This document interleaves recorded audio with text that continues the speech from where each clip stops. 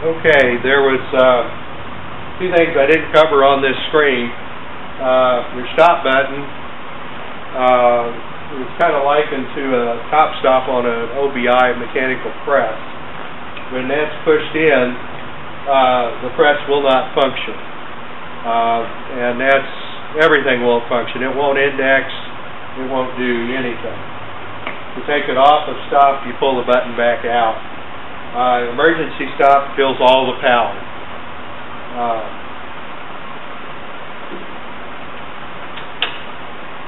The rollers, before I open that, are set to feed a full 2 inches of material if necessary, and you have both a brush control and a open control, and the two controls are here and then back here. The one back there keeps it from fully closing. This one here would be adjusted if you didn't want the rollers to run all the way. It would be maybe something you might use in strip feed so that it doesn't take so long for the rollers to close and buy yourself more speed. Looking at this roller, when you open it up, you'll notice the red unsafe light comes on. But the important thing I wanted to point out are these two screws here. These screws are for setting a parallelism. In order to adjust this, you loosen your lock nuts, move one out and the other one in, and then that moves one roller up or down one side. It's kind of a trial and error thing. Generally, once it's set correctly, you don't need to do it again.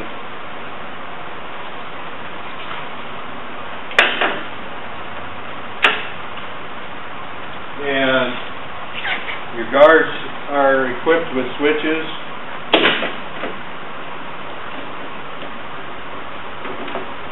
This one shuts the power down.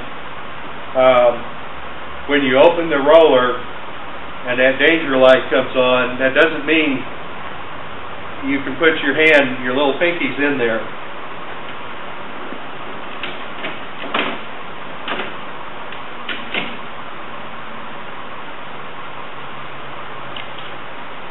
If people that do that will find out that they might lose some pinkies. So I want to go through this again. We open this up, power's off now.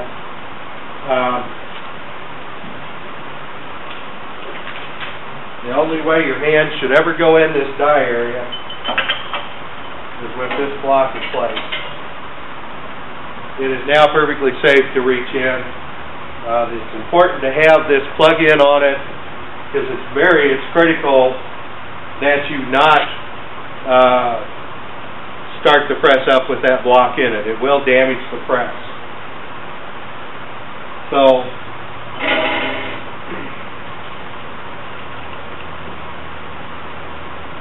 on the mic stop, you've got an air brake that clamps down on this to allow it to turn or not to turn. Your graduations here are calibrated in 1/1000ths of an inch. So if you move it 1/1000ths down, it's going to,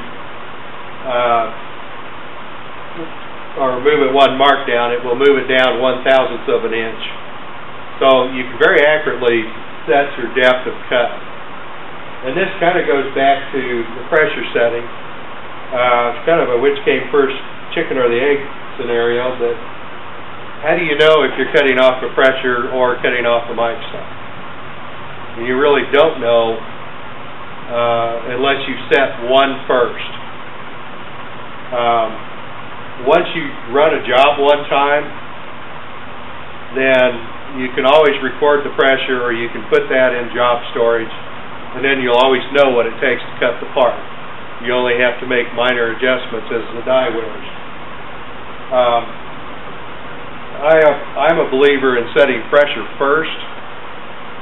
So the first thing I would do is I'd make sure the mic stop backed off, and then I would increase the pressure until I basically cut my part. Now, I don't necessarily cut my part cleanly, but once I'm cutting through over, or partway through it, then from that point on I should adjust it with tape. If you don't do this, then the side of your rule that hits first will dull much faster.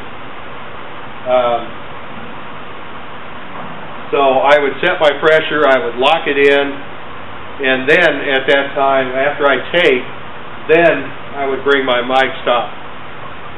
No, I take that back. I have to bring the mic stop down. No, I don't. You can tape it before or after you bring the mic stop down. But another way that we do it here sometimes is I'll dial in a fairly low tonnage and we'll put some sheets of paper, such as newsprint, in, and I will lower it with the mic stop until I'm cutting all the sheets of paper. And you can see each sheet. You can also tell a little bit as it goes down, you can tell where you're going to have to tape.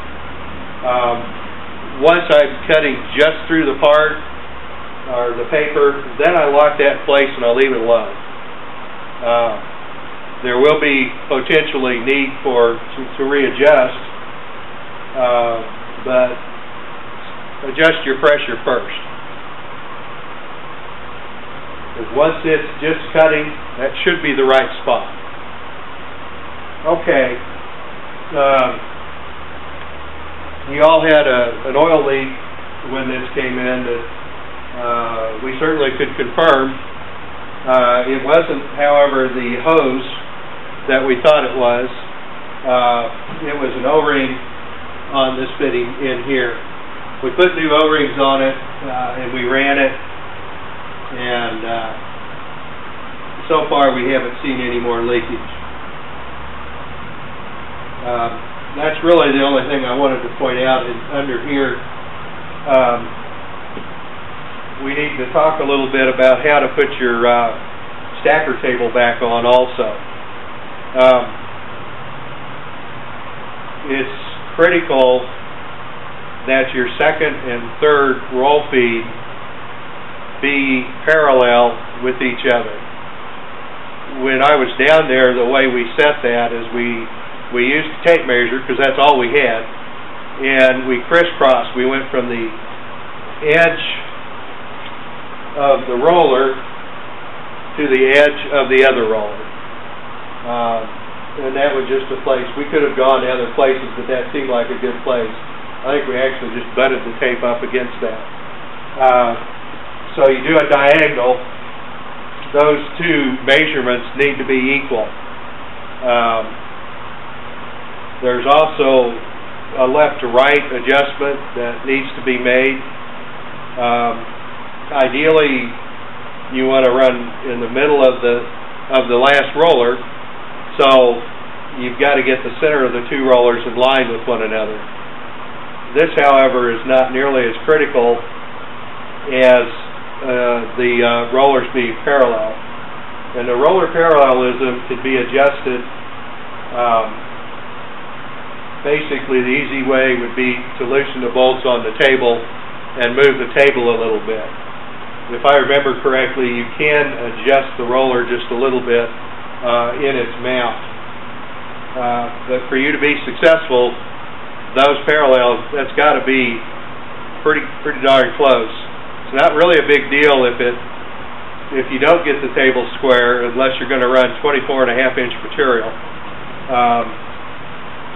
But the rollers, it is. So if you're a little off one way or the other coming out, as long as it's parallel, your material will run flat and true. Let me see, if I got anything else. I believe that covers it, unless I think of something else. So you all have a good day.